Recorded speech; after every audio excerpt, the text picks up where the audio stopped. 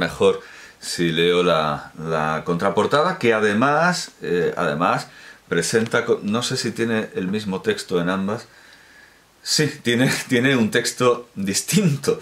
Bueno, quizá este volumen sea el más... aquí dice que son descendientes suyos Aragon, Malraux, Proust, o sea, Proust no a la misma altura que él, sino como discípulo, como derivación de Barrés. Y Gide, que también estaba en el tríptico, Giraudoux y Joannet, Morioc, Monterland y Joan Do. Todos estos se consideran sus hijos. Aquí se especifica más porque nos da el reclamo comercial de unos textos admirativos de Léon Blum y de Aragon, pero se nos dice que, claro, que estos textos son... Esta admiración es previa a 1900, hemos visto este compendio de nacionalismo socialista de 1902, esta admiración es previa a 1900. Y como aquí se dice, como aquí dice Robert Cope, que es el editor, Robert Cope, la decepción de ver a Barrés derivar hacia el boulangismo, convertirse en anti-Dreyfusard, pues provoca esta reacción que, como hemos visto, lleva hasta una especie de farsa de Ávila, en la que con un muñeco, con ese mocho que tiene en la cabeza, representan un juicio contra este traidor tan admirado por autores revolucionarios, por jóvenes desposeídos, etcétera, o desposeídos en su opinión. Bueno, pues sienten que los ha traicionado y le hacen un juicio, le forman un juicio en efigie. Esto hay que tenerlo en cuenta, esa admiración previa y que luego se diluye por la política. Bueno, es importante, claro, he dicho que si el primer modelo, el modelo primigenio de Barrés en lo político sería el Marqués de Morès, pues evidentemente también hay que considerar al general Boulanger, que de una manera mucho más desordenada, cesariana, menos intelectual, más apasionada, constituye el germen de... El general Boulanger para Barrés sería lo que D'Annunzio para Mussolini. A pesar de que paradójicamente D'Annunzio es el poeta, Mussolini es el hombre de Estado y Barrés es el poeta y Boulanger es el hombre de Estado. Aunque bueno, al final Barrés se convierte también en hombre de Estado. Tiene esa bífida y bifronte naturaleza, poeta y hombre de Estado. Hombre de Estado antisemita. Bueno, estaba diciendo qué obras contiene este volumen. El primero, ya hemos dicho que contiene el culto al yo, o el culto de mí mismo, el enemigo de las leyes, de la sangre, de la voluptuosidad y de la muerte, la novela de la energía nacional, y el segundo, Amori et Dolori Sacrum, las amistades francesas, los bastiones del este, el viaje de Esparta, Greco o el secreto de Toledo, la colina inspirada, un jardín sobre el Orontes, sobre el Oronte, en francés es Oronte, y el misterio a plena luz. El misterio a plena luz. Las introducciones a los diferentes textos y las notas han sido establecidas por Vital Rambaud, asistente en la Universidad de París-Sorbona, o sea, en la Sorbona. El prefacio se debe a Éric Roussel, conocido por sus obras de historia y sus biografías. Creo que la parte en tinta roja sí que es igual. Bueno, pues estas son las obras literarias, los viajes. Aquí se nota que le ha pegado el sol, afortunadamente aquí, ¿no? Y esto sí que se parece más a este retrato, pero que no es el que yo vi en la Fundación Mapfre, era otro, a no ser que, claro, esto también haya recibido el sol y se haya desteñido un poco. Bueno, recomiendo desde luego, y voy a enlazar las versiones que están en fotografía digital, en magnífico formato, en Wikimedia, no propiamente en Wikipedia, en Wikimedia. Bueno, entonces, después de esta presentación tan elemental de sus obras, que no son escasas, ya lo digo, esto parece un listín telefónico, aquí vemos lo malo que es tomar el sol. A esto le ha dado el sol y a esto no. Bueno, pues creo que sería conveniente, ya que el Greco o el secreto de Toledo nos ha revelado ese interés, esa pasión de Barres por España, creo que sería conveniente presentar a Barres, a quienes me escuchan y que por lo tanto saben español y entienden el español, presentar a Barres con los juicios de sus contemporáneos hispánicos, o quienes podrían ser también sus discípulos, como lo fueron Aragón, Gide, etc. Tengo aquí, para empezar, una reseña de don José Ortega y Gasset, una reseña de 1909, titulada Al margen del libro Colette Baudoche de Maurice Barrés, que es que, claro, me daba la sensación de que no lo he leído, claro, no lo he leído al citarlo, y es que como digo, muchas de estas... Ah, claro, me había parecido notar cierto desajuste con las trilogías. Es que, claro, aquí aparece simplemente el título de la colección de libros, pero hay que especificar que, aquí está, que el culto al yo, se compone de Bajo el ojo de los bárbaros, un hombre libre, o sea, de 1900, con su prefacio, la edición de 1904, y El jardín de Berenice, que era lo que, claro, perdón, lo que a mí me faltaba.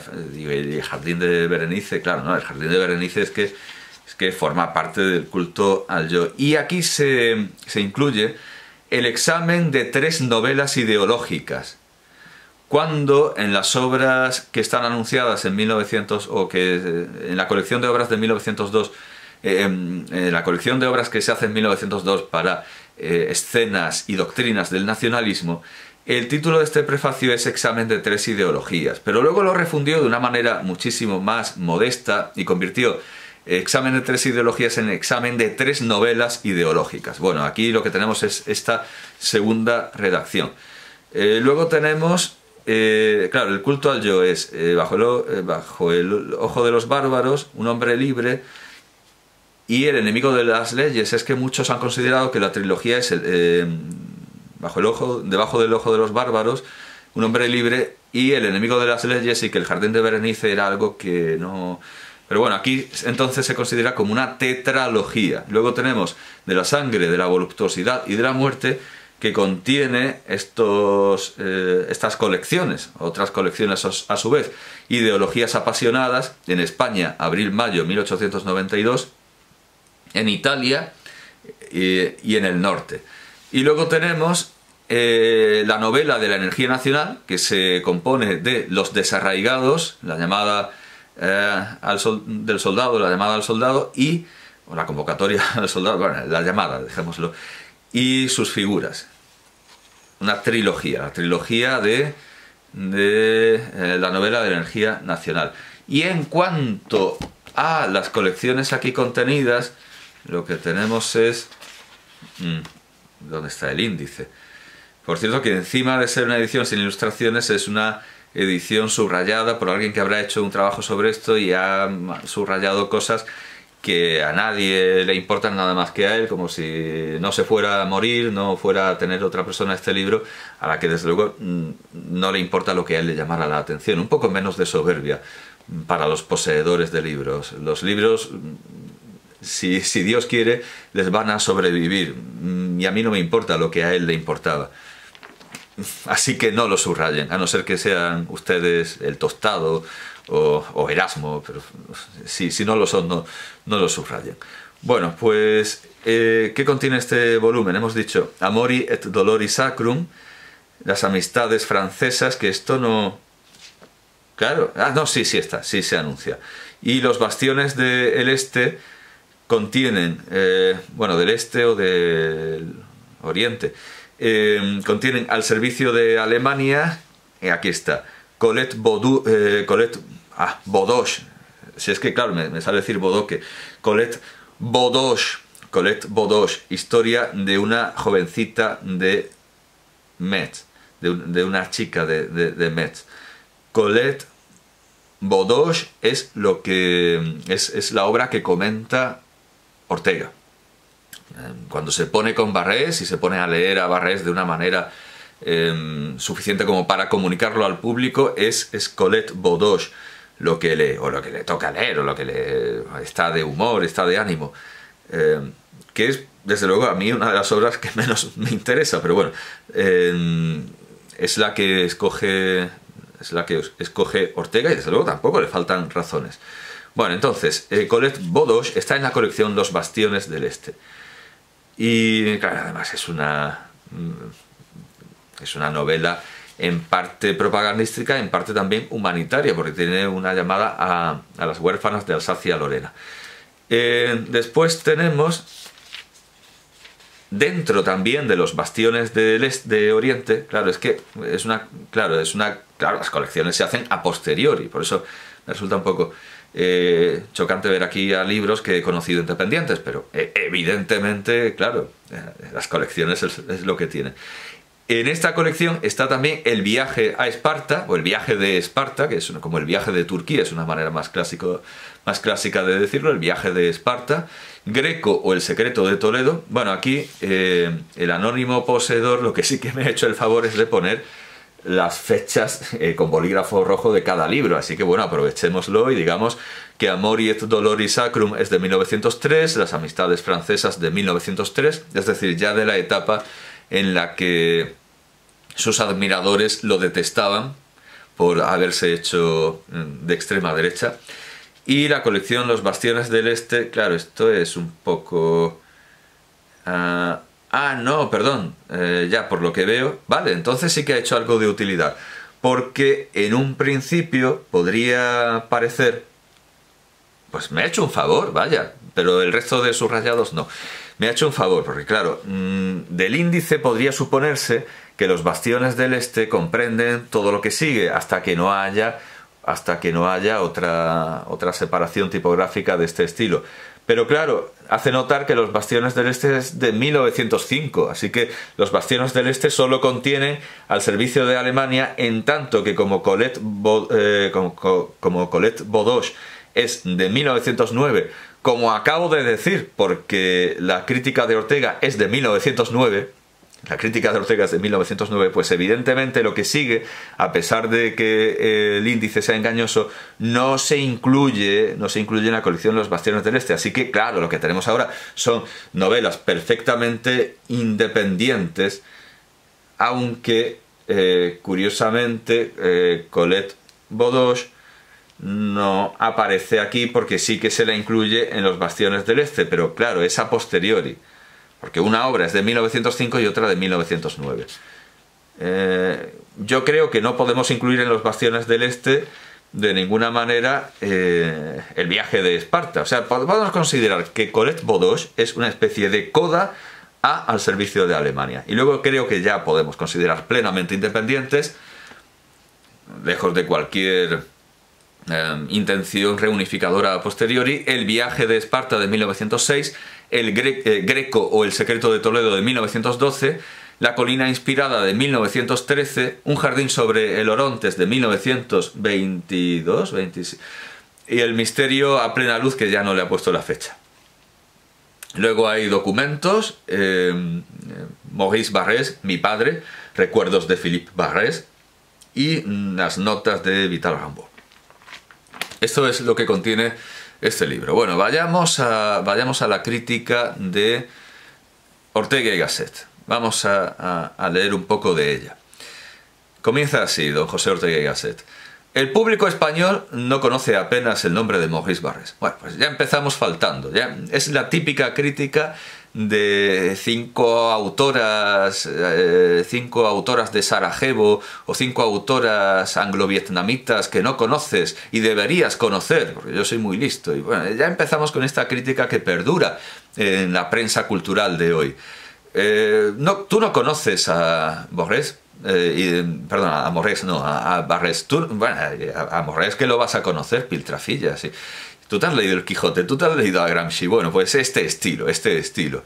¿Tú no conoces a Barrés? Yo sí, te lo voy a explicar, aunque bueno, la manera en la que lo explica Ortega, desde luego desmerece un poco este principio tan arrollador. El público español no conoce apenas el nombre de Maurice Barrés.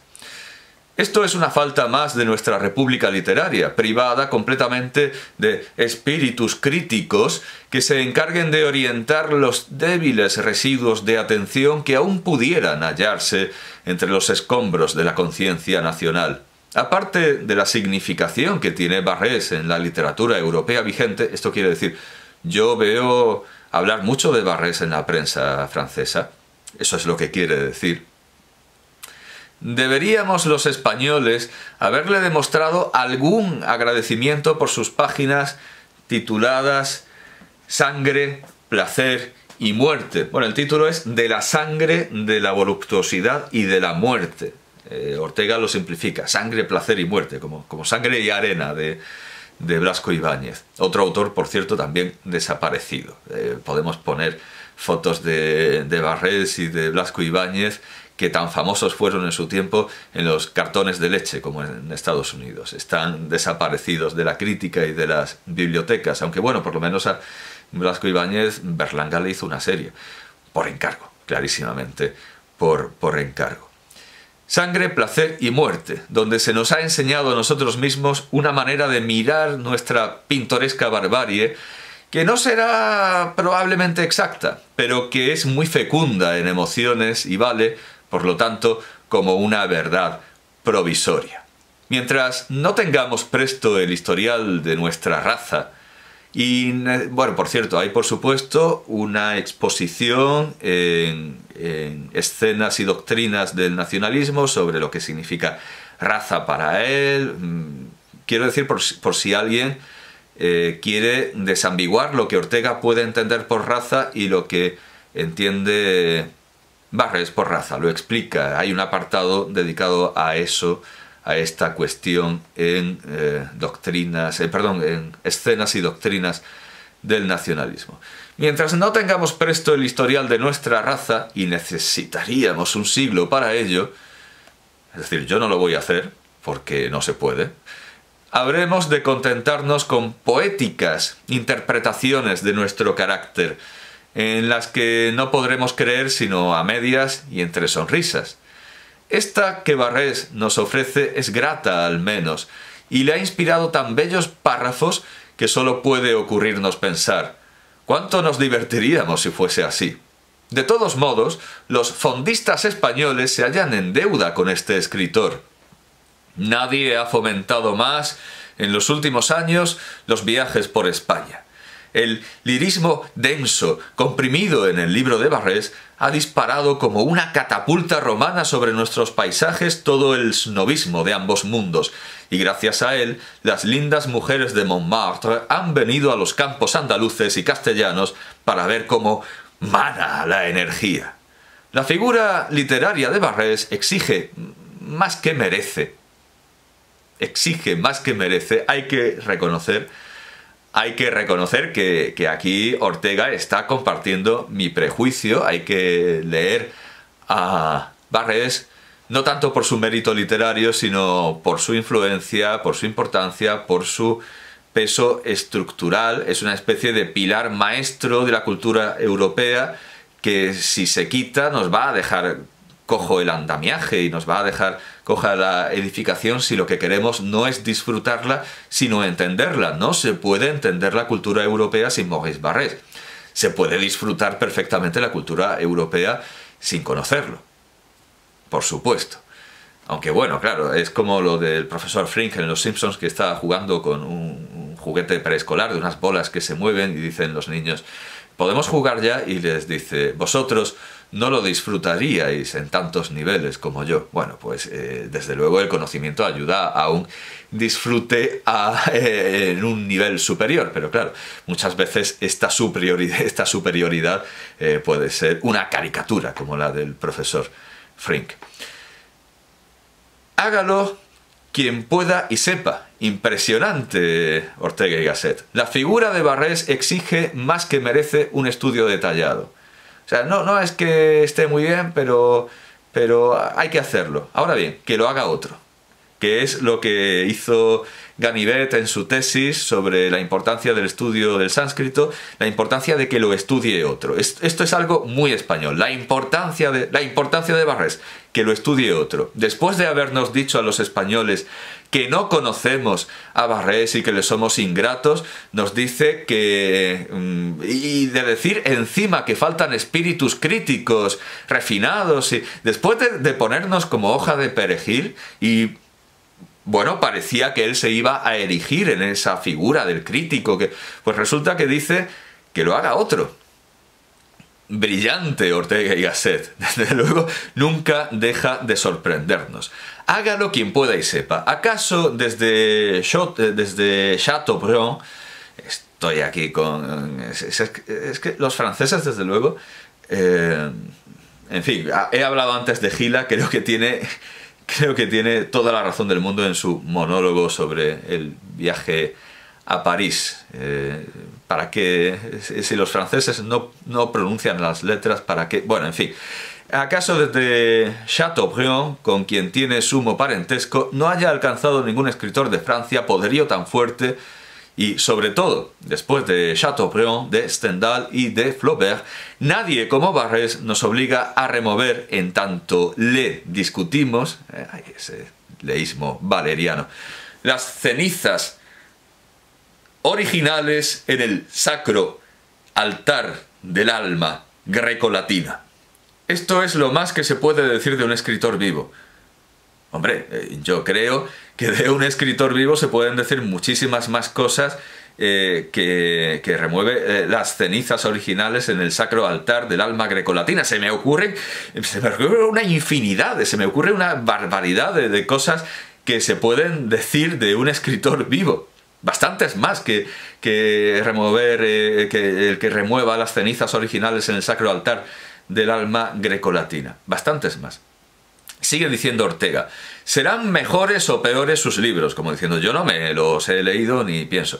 Serán mejores o peores sus libros. Será su nombre efímero o clásico en la historia literaria. O sea, es que está clarísimo que Ortega solo se ha leído ese librillo y está luchando como gato panza arriba para intentar disimular o fingir lo contrario. Será su nombre efímero o clásico en la historia literaria. Tales cuestiones no pueden interesarnos a los contemporáneos. Hay posteri l'ardua sentenza. Eso es muy universitario también, el meter citas cultas para borrar el rastro. Aquí, desde luego, lo que está haciendo Ortega es lo que hacen las mofetas o los calamares. Está echando un manchurrón de tinta y saliendo corriendo. La importancia de un poeta solo puede precisarse midiendo la estela de excitaciones que va dejando su obra después de la muerte. Esto dice, la importancia de un poeta solo puede precisarse midiendo la estela de excitaciones que va dejando su obra después de la muerte. Es decir, que solo se puede juzgar a los poetas muertos. Y se los juzga no por su propia obra, no porque el crítico inteligente se acerque a ver la obra, a ver qué le parece, sino a ver qué le ha parecido a otros. Y entonces ya él da su opinión. Vergonzoso, desde luego vergonzoso. Y luego otra aparición que tiene Barrés en la crítica de Ortega ya la comenté al hablar de Richepin, porque habla de cuando Richepin crea esa liga en pro de la cultura francesa y Ortega no se entera de la misa a la media, no se entera absolutamente de nada, y como ve allí a Barrés, que está muy entusiasmado con esa liga, piensa que es una defensa en pro de la lengua francesa, que nadie tenía por qué defenderla. Bueno, sí, por lo del cambio ortográfico que al final se hizo en el 90 y no gustó a nadie. Y de hecho yo he hecho un examen de francés y yo he hecho recientemente un examen de francés por la Escuela Oficial de Idiomas y se nos advirtió eso, que no pasaba nada si pasábamos completamente del acuerdo ortográfico. A nadie le importa el acuerdo ortográfico del 90. Bueno, pues Ortega no se entera de nada y cree que lo que está haciendo Richepin es una defensa de la lengua y la cultura francesas, cuando Richepin lo que entiende es que se defiende la lengua y la cultura francesa defendiendo el latín, y es una liga en favor del latín y de las lenguas clásicas y del griego, el latín y el griego. Y Ortega, que lo ve en un periódico, no se entera de nada y se pone a hablar del francés, cuando de lo que allí se está tratando es del latín. Bueno, pues o sea, esto es una prevención contra lo que el propio Ortega está dejando claro, que no se ha leído la obra de Barrés, solo este librito, pero claro, como Ortega es un hombre inteligente, aunque un poco perezoso, como estamos viendo, porque no se ha leído los libros, saca bastante partido de este libro, pero que no nos intente convencer en esta introducción, en este exordio, de que es un experto en la obra de Barrés, porque no lo es. Porque no lo es. Ortega se ha leído menos de Barrés que yo, que ya es. Y yo no voy a negar que no me he leído enteras las 500 páginas de escenas y doctrinas del nacionalismo. He ido a lo que más me ha interesado, y tampoco estos dos tochos. He ido igualmente a lo que más me ha interesado. Pero aquí Ortega está dando lecciones habiéndose leído una novelita, un librito. Bueno, como digo, es un hombre inteligente, y aún así sabe sacar cosas provechosas y cosas certeras. Dice, aunque el mismo Barrés crea que el aticismo no puede revivir, claro, el aticismo, pero si lo que le importa a Barrés es Esparta, no es Atenas, es Esparta, que es precisamente una sociedad clarísimamente, arquetípicamente nacional socialista. Es socialista, hacen hasta comidas comunes, y es por supuesto nacionalista. El modelo de Barrés, como el de Jenofonte, pues no es Atenas, es Esparta. Así que lo del aticismo, que el aticismo se muera, no es un problema, porque está no el espartaquismo, desde luego, porque no viene de Esparta, sino de Espartaco, el esclavo revolucionario, no el espartaquismo de Rosa Luxemburg y de Liebknecht, sino, digamos, el espartismo, o el... Claro, entonces, si seguimos por esa línea, podemos acabar en el general espartero y en el torero espartaco, de Espartinas, no de Esparta. Bueno, el modelo de Esparta, ya está. Lo que le importa a Barrés no es, por supuesto, el modelo de Atenas, es el modelo de Esparta en lo político, aunque admira ese aticismo muerto. Dice, aunque el mismo Barrés crea que el aticismo no puede revivir, muerta la Hélade, mucho hallamos en su literatura agresiva del aticismo decadente y desesperado que representa Alcibiades, cuando menos el desdén, la ironía, la impiedad, las ambiciones ágiles, y a ver cómo éste, en fin, cortado varias veces la cola al perro para que hablen de él. Porque he hablado del preciosismo de Proust, de Marcel Proust y de Maurice Barrés, ese preciosismo que nos aburre. Pero claro, si algo nos hace despertar es ese cortar la cola al perro, esa afición tan francesa de intentar deslumbrar, admirar, lo notaba Borges, ese buscar la frase o la cita chocante. Eso nos despierta de ese preciosismo y de esa enumeración de flores y de vasijas, eso nos despierta. Tanto me despertó Proust con este tipo de frase brillante que dejé la lectura de Proust, porque dijo, en los periódicos los periódicos tendrían que abrirse y tendrían que venir los pensamientos de Pascal, y los libros editados en piel que no abrimos nunca, y deberían estar las noticias efímeras, porque tenemos que leer cosas serias como Pascal y no noticias. Y yo dije, pues tiene razón, tengo que leer cosas serias como los pensamientos de Pascal en lugar de este tochaco que es Proust. Y esa afición por lo chocante, por el despertar, casi zen, por esos koanes, pues acabó con mi lectura de Proust. Con Barrés ya estaba prevenido con lo que había, así que lo he desgranado, lo he desflorado un poco. Desgranado suena mejor que desflorado, no vayamos a... Aunque, bueno, en fin, no vayamos a las metáforas funcionales y formales. Bueno, sigamos con Ortega, que sí, que tiene razón, que Barrés y Proust y, en fin, los franceses en general cortan muchas veces la cola al perro para que hablen de él. Este es el problema, sigue diciendo Ortega, este es el problema en cuyo derredor escribe Barrés sus últimos libros. Está hablando en 1909, ya sabemos. Un tiempo oscureciósele ante los ojos la cuestión hasta el punto de alistarse en la hueste del general Boulanger y de predicar un chauvinismo, bueno, escribe chauvinismo, pero bueno, nosotros decimos chauvinismo, evidentemente, bueno, indelicado. cierto que Francia ha recibido heridas en su gloria personal,